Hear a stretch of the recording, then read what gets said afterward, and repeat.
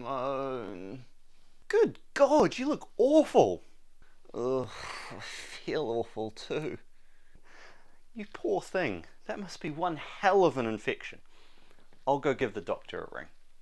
Did someone say infection? Yes? Who on earth are you? Why, I'm a doctor, and I know just how to fix your friend's malaise. Really? Do you have medicine? Goodness no, not that sort of doctor. I have something much better. Knowledge. What? Yes, knowledge. Knowledge of what has penetrated your friend and exactly how to demalazeify them.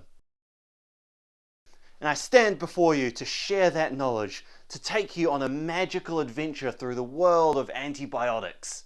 Can't we just have some antibiotics? Or a medical doctor? Don't be ridiculous. Let's go!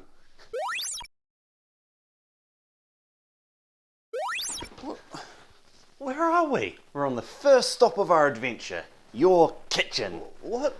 Why? Because travel is expensive. Does it look like I'm made of money? Actually, speaking of, it's quite expensive having us both here, so I might just... Yeah, this is better. It's much easier having you as a silent companion. It means I can take up the whole frame, and we're ready to get started. Let's begin with what antibiotics even are. Surely you've heard of them. They're one of the most important chemicals we make, and they're pretty much our only defense against the nastiest critters that our body can't deal with itself.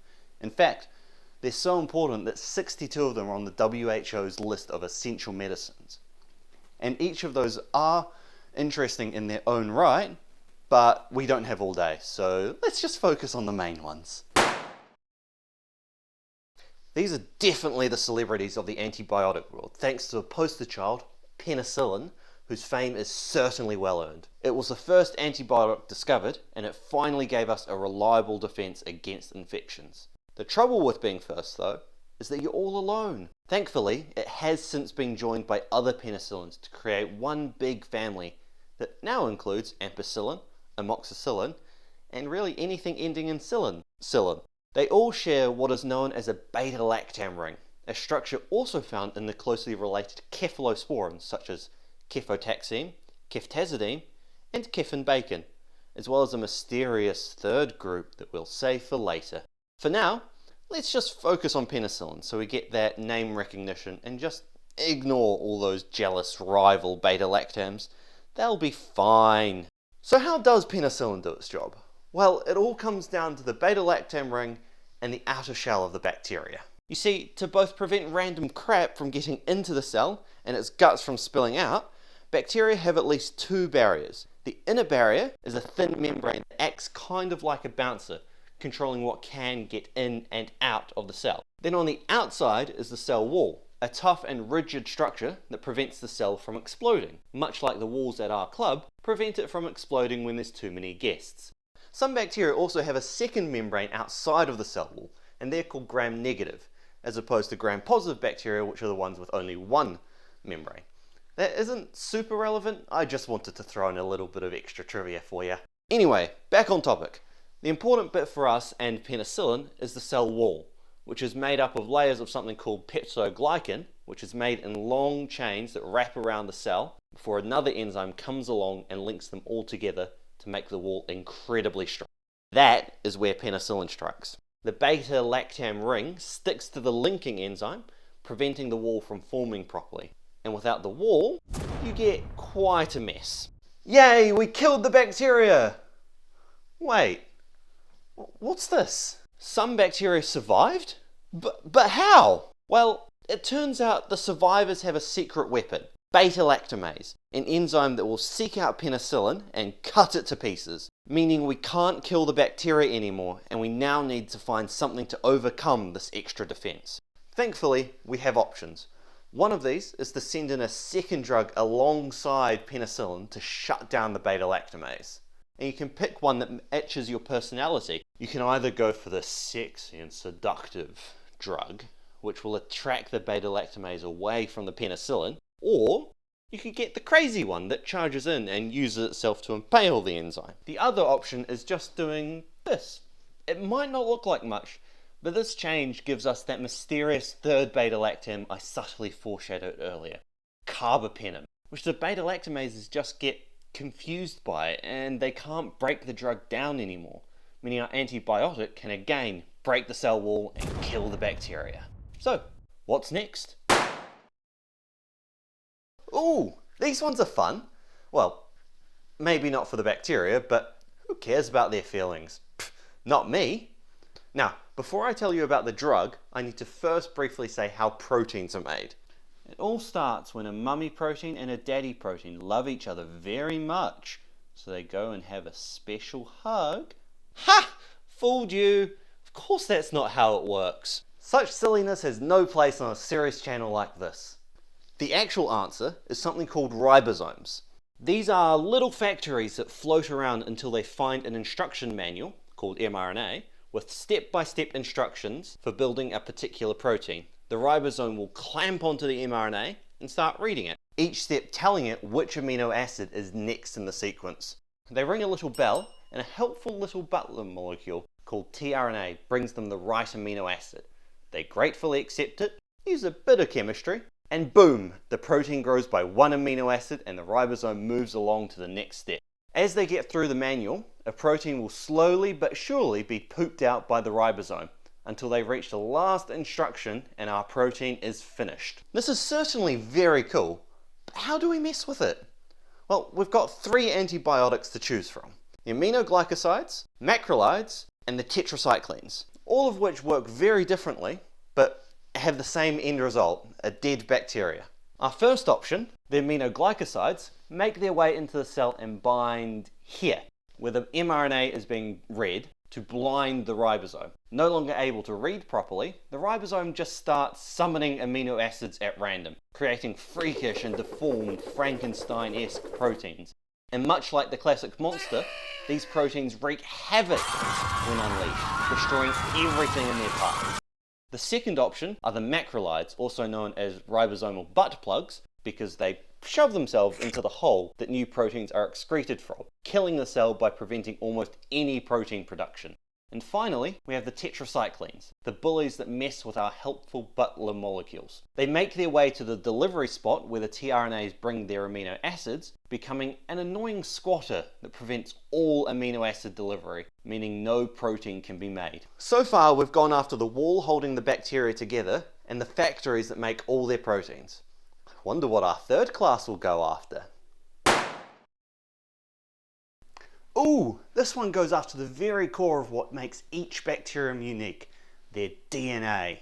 As you may know, DNA is made up of 2 strands that are twisted up into this neat looking spiral, which is great for storage, but if we ever need to read or copy it, we need to split these 2 chains apart, which then causes heaps of problems.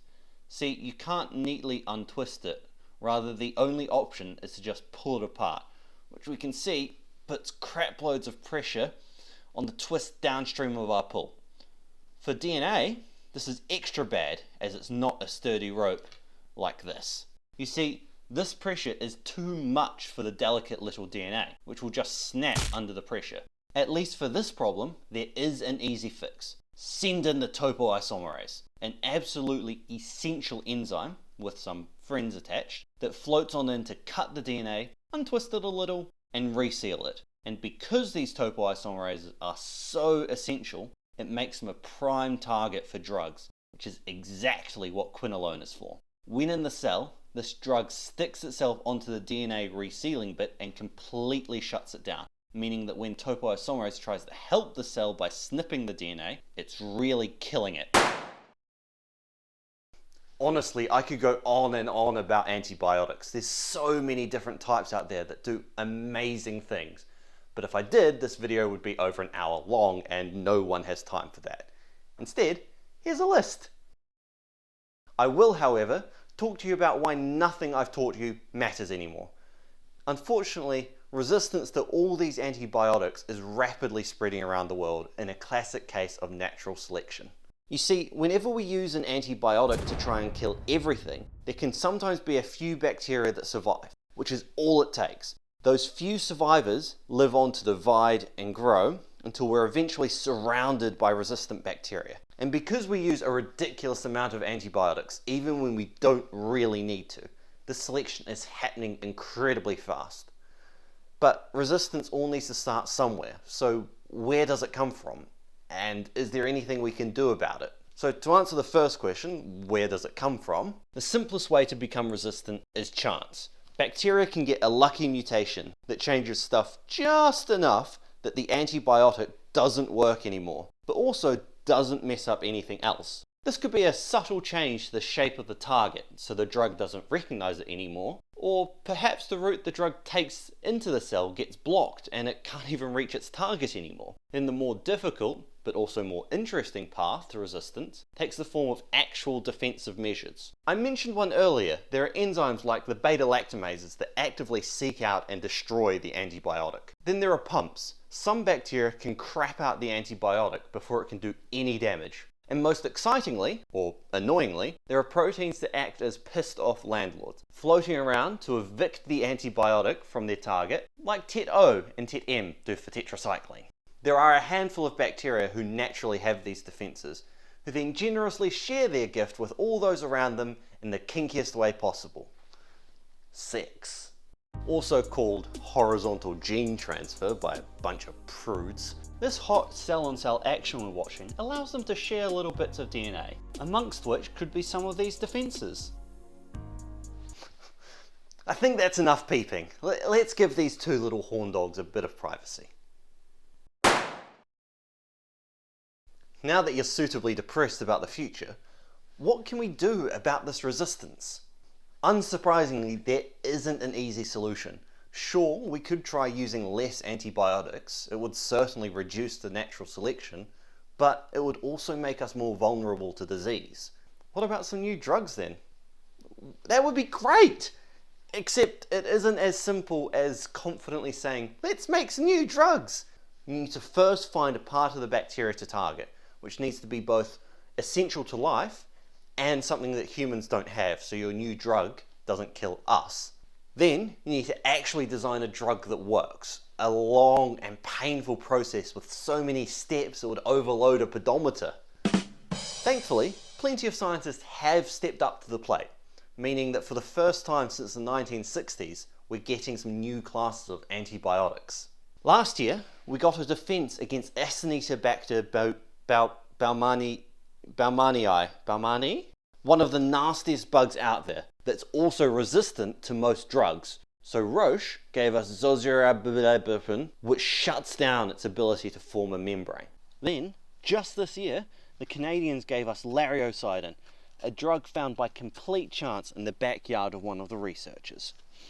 This is another ribosome inhibitor, but works differently by freezing the ribosomes in place on the mRNA to stop protein synthesis. Helpfully, the part of the ribosome it binds is also almost impossible to mutate without completely breaking the ribosome, making resistance a remote fantasy. Given how hard these two groups have worked to come up with these new antibiotics, is there perhaps a third option that offers some promise? Why yes there is. In fact, there are 3 third routes that hold some promise. There's bacteriophages, a type of virus that will act like a sniper to kill only the targeted bacteria instead of the grenade into a crowd effect of antibiotics, which kill up good bacteria too. Or there's antibodies, a natural part of the immune system that we can also artificially produce to attack the bacteria or destroy the toxins that bacteria produce. In fact, targeting the toxins is also a viable therapeutic route, as a lot of bacteria need these toxins to be able to cause disease. If we can eliminate these virulence factors, they become no different to a regular bacteria, just with the gag on to silence their killing ways. And there we are, back from another exciting adventure. Did you enjoy the trip? Oh, right. Welcome back. Did you enjoy the adventure? Where was I? I was everywhere and nowhere all at once. Great. So glad you could join us for a magical trip through the world of antibiotics. Now, shall we go check on your friend? I was one with the universe. I don't know if I can go back to a normal life. Hello again, my diseased friend. Oh! Shoot, this always happens. Oh well, off to find another soul in need of a science adventure. Till next time.